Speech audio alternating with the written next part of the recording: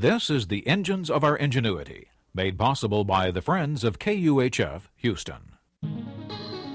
Today, stuck in traffic.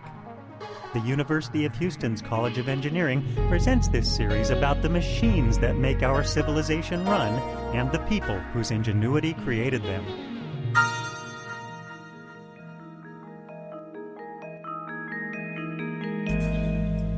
Sitting on the freeway, traffic as far as you can see. It's frustrating. Can't civil engineers do a better job of designing and building roads? I've heard a lot of that as I've watched reconstruction of one of Houston's busiest freeways. It's part of Interstate 10, the southernmost freeway in the U.S., connecting Los Angeles to Jacksonville, Florida. The makeovers for a stretch of road called the Katy Freeway that extends west from Houston to the city of Katy.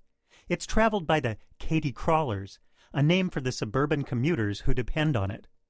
Groundbreaking for the road's reconstruction took place in June of 2003.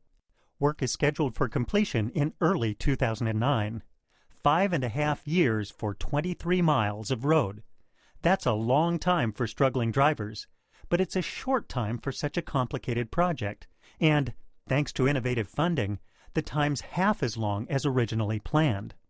The reality is that building freeways is a huge engineering feat, and it's especially tough in an already busy urban corridor.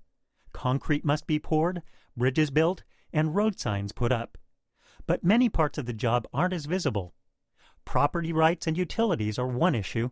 The Katy Freeway is now much wider, having expanded from 11 to 18 lanes, including the one-way frontage roads that parallel the limited access lanes.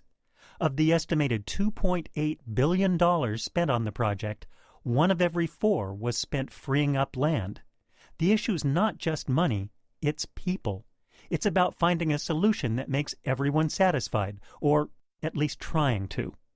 Financing needs to be arranged, contracts put out for bid, environmental impact statements completed, landscaping and aesthetics considered, structural designs reviewed and approved, and plans made to keep traffic moving while the work goes on.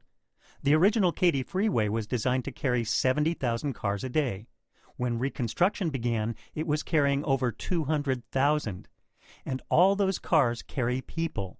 People who watch the work progress day in and day out. People who'd rather be anywhere than staring at the car stopped in front of them, wondering when, if ever, they'll be able to travel the posted speed limit. The Katy Crawlers will breathe a huge sigh of relief when the freeway's finished. It'll make a real difference in their lives. It's easy to find fault with freeways. They're noisy. They're a source of pollution. They lead to urban sprawl. We can't afford to build them without considering the long-term consequences. But they're also a practical necessity, at least for now. And as engineering projects go, they're impressive, sometimes even eye-catching. The next time you drive to work, think about the road you're traveling, literally, not metaphorically. It may not be perfect, but where would you be without it? I'm Andy Boyd at the University of Houston, where we're interested in the way inventive minds work.